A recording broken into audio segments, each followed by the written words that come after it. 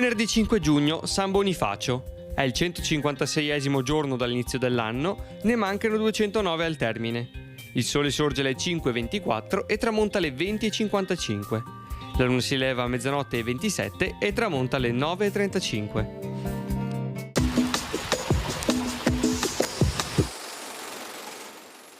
Il Senato approva la terminazione dei provveditori ai beni inculti con le procedure atte ad ottenere la concessione di piccole derivazioni di acque pubbliche.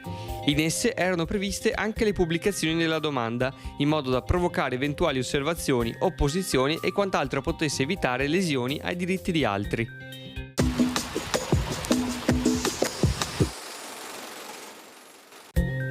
Le previsioni per domani. La pressione aumenta ulteriormente determinando un graduale diradamento della nuvolosità sino a cieli sereni o poco nuvolosi in serata.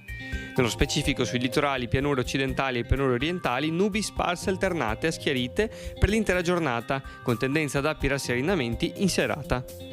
Sulle prealpi cieli molto nuvolosi o coperti, con tendenza a schiarite nella serata. Sulle Dolomiti in progressivo aumento con deboli piogge dal pomeriggio. Venti deboli dei quadranti nord-orientali e rotazioni ai quadranti nord-occidentali. Zero termico intorno ai 3200 metri.